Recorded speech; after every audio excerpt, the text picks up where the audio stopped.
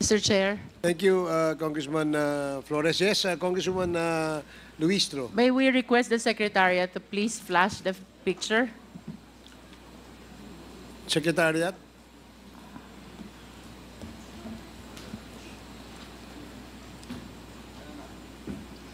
Sergeant Retana, we will be flashing a picture. Kindly identify if you know the police officer on the picture and if he has any relation to the incident that happened to Mayor Espinosa. Paki-identify po, Sergeant Retana, kung nakikilala po ninyo ang police na nasa picture.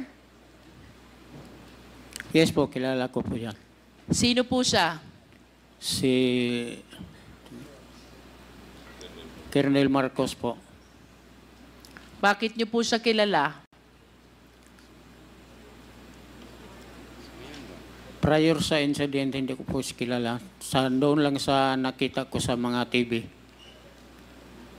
At maaari niyo po bang i-confirm kung kasama po siya doon sa mga polis na pumasok sa Baybay Jail Facility? Hindi ko po mag-confirm yan dahil hindi ko siya nakita doon. Hindi niyo po siya nakita during that incident. Yes po, Mr. Rasaga, Yes, Mr. Chair.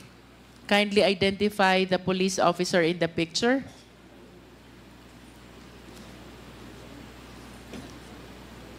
Colonel Rasaga?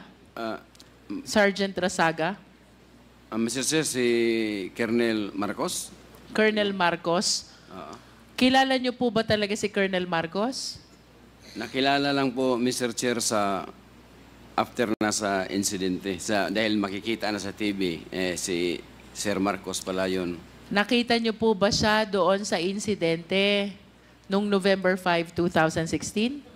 Hindi rin namin makita dahil nakapisto the wall din kami doon sa malapit sa office na. Kaming tatlo. Ako, Padilla at saka Prado.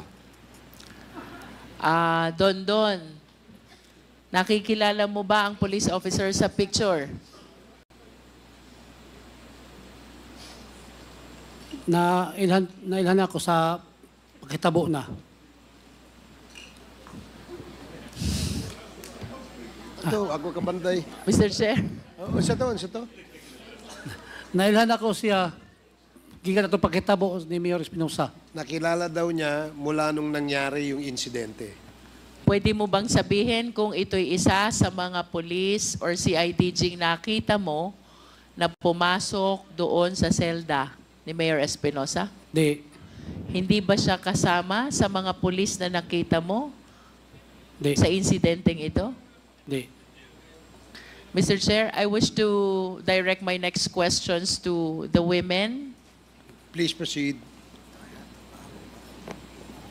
lalong hindi ito marunong magtagalog, Chairman.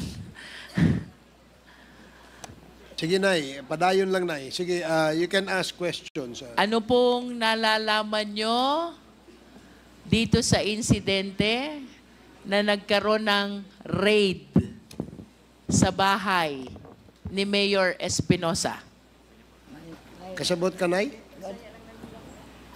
Hindi lang yan. Maayong hapon. Maayong hapon, ma'am. Maayong na gabi. Gabi naman tayo ron. Kanang ang ako lang ng ika-istorya, kami, mga women's. Karon ang bahay ni Mayor, kaming mga women's, ngadtuon ginanamo kay amo kanang limpyuhan. Yup. Onya kami, Time out. Please translate, Mr. Chairman. Sila daw ay women's at pupunta sila sa bahay ni Mayor para maglinis. Sige, Nay, padayon. maglimpyo kami, tibuok bay, sa sakop hasta sa gawas. Naglilinis daw sila sa buong bahay, sa loob at saka sa labas. Oh. Onya, pag kuana na mo, pag humanamog panguan, panlimpyo, amo na sad nang kuanon ang mga sinina nila ni Mayor, kay amo na sang among gipangyag-biyab. Ano bang ingon ba? Gipangyag-biyab. Pagkatapos nila maglinis, yung mga damit daw nila Mayor,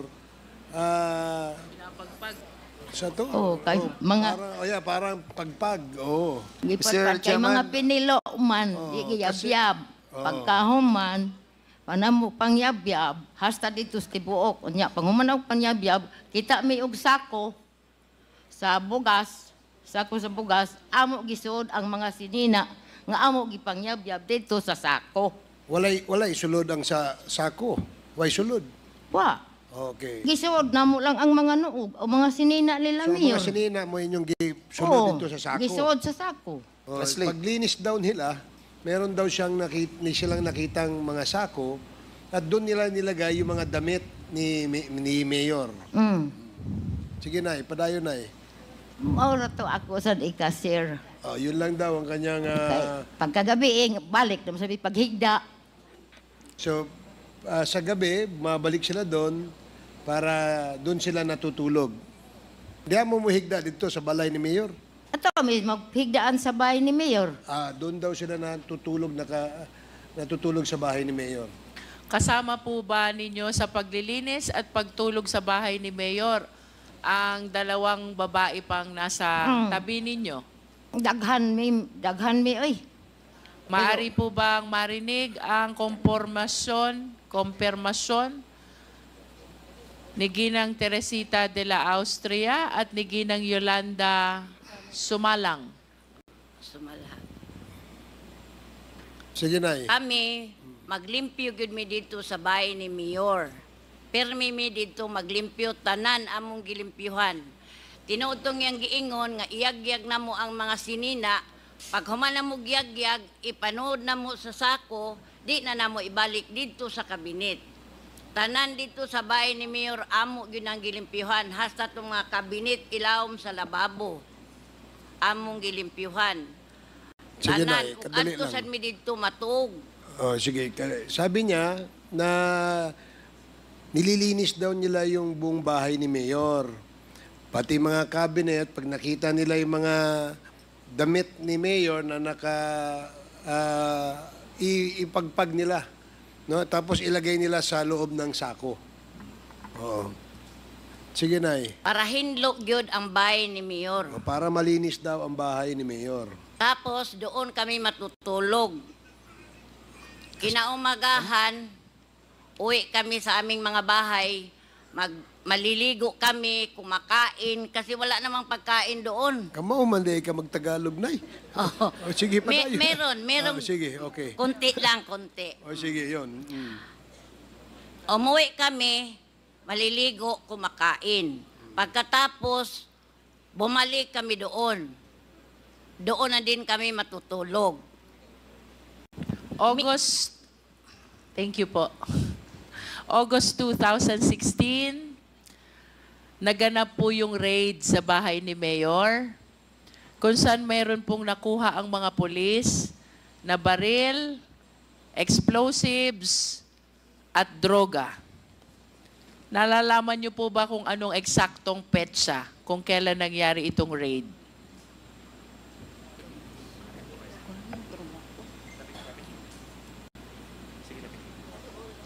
Paduol ka sa mic na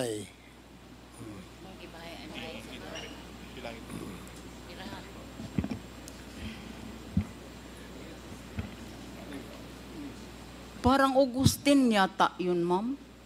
August 10. Opo, ha? Kung August 10 po nangyari yung raid, kailan po kayo huling naglinis na hinalughog nyo ang buong bahay?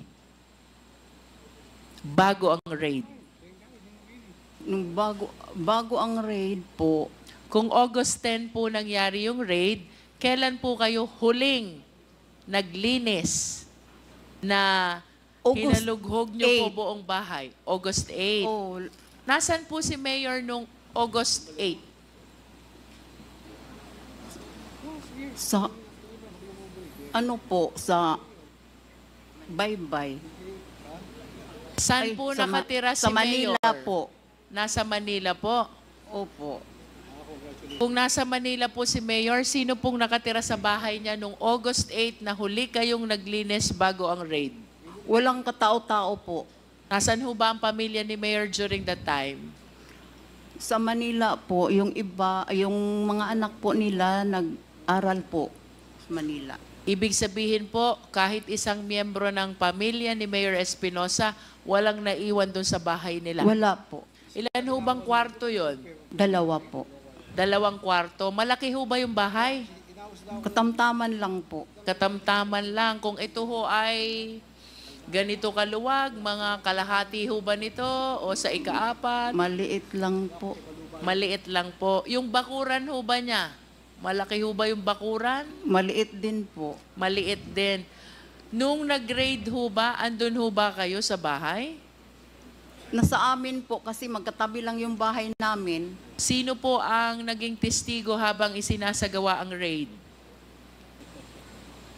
Kapag ho kasi merong conduct ng raid, dapat merong testigo, at least isang residente ng bahay na yon na nakakasaksi ng pag-search ng mga pulis. Sino pong Wala nakabantay sa bahay habang nangyayari yung raid? Wala namang katao-tao doon po Kahit sa po bahay nila. isa sa inyo ay wala doon? Ay, katabi lang yung bahay namin sa bahay ni Mayor. Mula po ba sa bahay nyo, nakikita nyo po ba yung nangyayari sa loob ng bahay ni Mayor? Opo. Eh paano ho yun? Nandun nga ho kayo sa bahay nyo eh. Paano nyo po makikita yung nangyayari sa loob ng bahay niya? Eh, kanang, kwento ka na. Kana siyang, kuan man ma'am, kanang, nahibong lang ko ma'am, nga kanang nagsigig-usig ang iro. Saba kaayo. Nya, taod-taod na ini abot nga sakyanan. Gilili na ako sa buho. Na may buho ang ubalay. Kay pobre, malagi taon mi ma'am.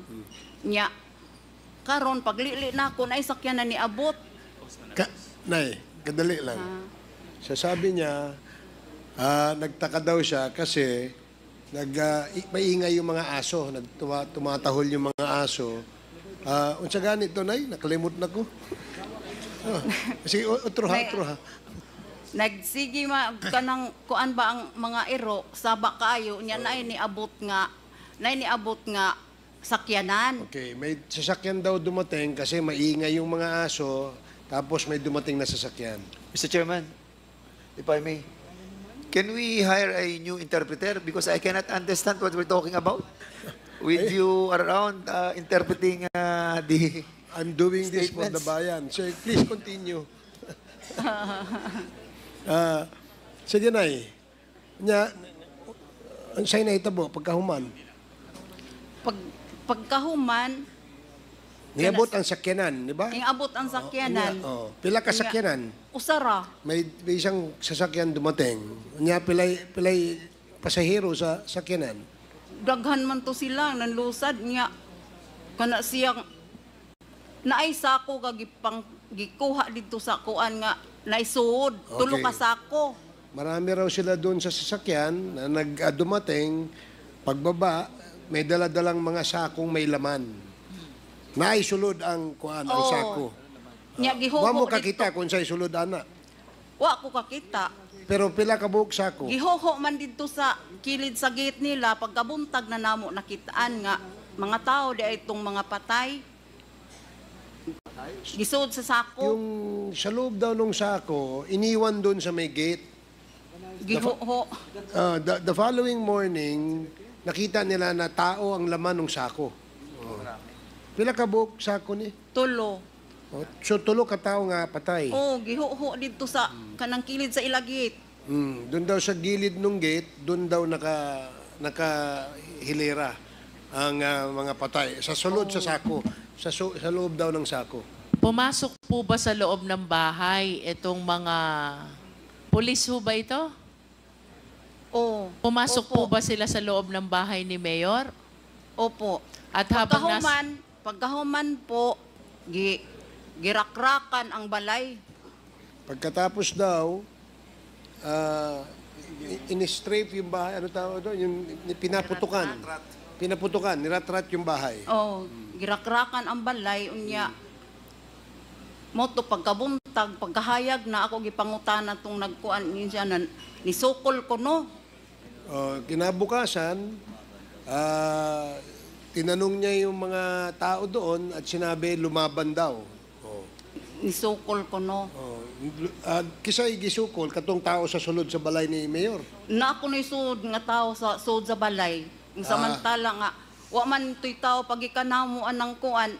Paglimpyo namo padlak man na tanan. Pagkatapos nila maglinis, nakapadlock, umalis sila, wala daw tao doon. Pero yung nangyaring insidente na niratrakan yung bahay, meron daw lumaban sa kanila. At may 3 sako na may tao ang laman. Nalalaman niyo po ba kung nakapasok sila ng bahay? At paano ho sila nakapasok kung ganong nakalock yung bahay? Wa man ko kakuan nga nakasud sila didto. Nahibong naman lang ko nga ilagirakrakan ang balay. Nagtataka daw siya na nirakrakan daw yung bahay. Nalalaman niyo po ba kung nakapasok sa loob? Wa ko kakuan ma'am kay Your Honor kay kana siyang kuan man. Nahadlok naman mi pagsud. Natakot na raw silang pumasok. Nahadlok naman mi niya ang nanago namang ako mga kauban sa amo. Nanago ang ako mga kauban nagtago sa daw amo. yung mga kasama niya doon sa bahay nila. Kasi magkatabi lang ang bahay Oo, nila. magkatabi lang, nagporma lang L. Ingon ana ang balay ni Mayor, di asad bidire. Pagkatapos po ng insidenteng ito, kailan niyo po binalikan yung bahay? Wa na mi mo balik nga tumam, oy. Hindi na raw sila Nahadlok naman bumalik mi. dahil natakot daw sila. So hindi niyo na po nakita kung nabuksan ba yung bahay? O nakasarado pa rin kung paano nyo iniwan nung huli kayong nandoon? Naalay naglugabo didto. Naay, Kaya bura ang ilang dangtan og pila ka adlaw siguro to ang magitan-aw ang mga padlak sa pultahan nga bungkag. so yung after ilang days, pinuntahan nila, tiningnan nila yung mga padlock sa mga pintuan, sira na, open na siya. At ano pa pong napansin yung pagbabago sa loob ng bahay? Mga kuan naman to ma'am, kanang nahadlok naman gud mi mag musud kay kuan. Natakot na raw sila pumasok. Kay tingali og kami na sa hipasanginlan. Baka sila daw ang pagbintangan. Mr. Chair, I wish to raise the next question to the sister of Kerwin Espinosa. Sige. Please proceed. Kindly identify yourself, ma'am. Good evening to Ms. Chair. I'm Mariel Marinay po, kapatid ni Kerwin Espinosa po. Ilan po ba kayo magkakapatid? 6 po. Pang-ilan po kayo? Pangalawa po. Pang-ilan po si Kerwin? Older brother ko po. Older brother. Kuya po. Nasaan po kayo nung naganap yung raid? Nasa kami, parang nalito lang si ate. Nasa munisipyo po kami noon. Si daddy kasi at that time po, nag-request pa kami na magpa-custody kay Sir Espinido sa police station. Nasa munisipyo po si daddy noon. Doon na siya natutulog, doon na lahat kasi di na kami umuwi kasi natatakot na po kami sa nangyayari sa amin. Ilan po kayong family members na kasama ni Mayor sa munisipyo? Ako, yung asawa, mama ko, tapos marami kami ma'am kasi yung mga supporters na iba ma'am, bali sa office ni papa ko, siya lang tsaka yung asawa, mama, tapos ako sa labas ng office niya, tapos kasama ko rin yung asawa at anak ko, tapos sa labas pa ng office po, yung lahat po ng mga supporters, andun po sila gabi-gabi. Yung iba na iiwan po natutulog kasi nagro-rosary po kami doon every night. Pagkatapos po ng raid, pinuntahan niyo po ba yung bahay ninyo? Ako hindi na po ako pumunta doon kasi natakot po ako. Sino pong nagpunta kung mayroon? Yung na lang po, yung mama ko po pumunta doon kasi doon siya nakatira. Alam niya yung mga gamit doon. Pagkatapos po ng raid, pinuntahan po ba ng mga polis si Mayor sa munisipyo? Hindi na po siya pinuntahan, parang ano na lang po, parang inano na yun, na pinunta na kay, hinatid namin siya kay Sir Espinido kasi takot na po si Daddy. Kanina po habang nagsasalaysay si Don Don, napansin ko kayo umiiyak. Ano pong dahilan? Ayoko pong maalala yung parang, yung nagsasalita si Daddy na huwag siyang patayin. Ako kasi yung kasama niya palagi, ma'am, Miss Chair. Lahat ako, before po siya namatay, ako yung kausap niya nung hapon. Takot na takot si Daddy nun. Yun lang po, ayokong marinig yung parang huwag niyo akong patayin. Nasaan po ba kayo nung nangyari yung insidenteng yun? November 5, 2016. Galing ako doon. Nag-visit ako kay Daddy Friday night, Friday ng afternoon. Pagkabisita niyo po sa kanya, saan po kayo umuwi? Sa Ormoc po. Hindi po doon sa bahay niyo sa... Nasaan po ba ang bahay niyo? Baybay o Albuera? Albuera po, pero meron po ako sa Ormoc kasi maliit na ano po. Nag-ano lang po ako doon kasi yung mga anak ko po sa Ormoc po nag-aaral. Sinabi din po ni Kerwin doon sa kanyang affidavit na habang nasa krame siya, kasama ang inyong ina at kayo, Opo. ay kinausap siya ni Senator Bato upang makipagtulungan at idiin ang ibang personalidad kasama si Senator Laila de Lima. Totoo po yun. Andun po ako tsaka mami ko po. Maari niyo po bang isalaysay kung paano ho ba itong pangyayaring ito? Ang nangyari dun sa EIDG po, bali, di namin iniiwan si Kuya kasi natatakot na kami nun sa nangyari kay Daddy. So, dalawa talaga kami babae nagbabantay, si mami tsaka ako. Nung pumunta si General Bato, andun po kami ni mami. Sila lang ni Kuya nag-usap, bali dito sila nag-usap, tas dito yung bed ni Kuya, para folding bed lang po. Tapos dito din yung folding bed namin. Nagsiksikan lang kami ni mami para lang po, di namin maiwan talaga si Kuya. Narinig ko lang po noon, na yung naklaro ko lang talaga sa ko po, sa pinag-usapan nilang dalawa na, Kerwin, kumusta? Sabi ni General na na, Kerwin, dapat sumunod ka sa plano. Tapos parang ako din nakikinig ako, parang nanginginig din ako kasi si General yun, nakikita ko yun sa TV. Isog. Sabi niya, sumunod ka sa plano, Kerwin. Sabi ni General Bato sa kanya. Sabi ni General Bato na dapat kumpleto yung pagsalita niya daw doon sa kasi parang magpapunta naman si Kuya siguro ng magsalita na sa Senado noon. Sabi niya, pag di mo yan di ka susunod sa plano, yun, doon na ako nanginginig. Parang di ko na nga na, sabi ni General Bato na, pag di ka sumunod sa plano, tawag doon, yung parang daw yung buhay ni Kuya. Ano ba yung tawag doon? Yung parang,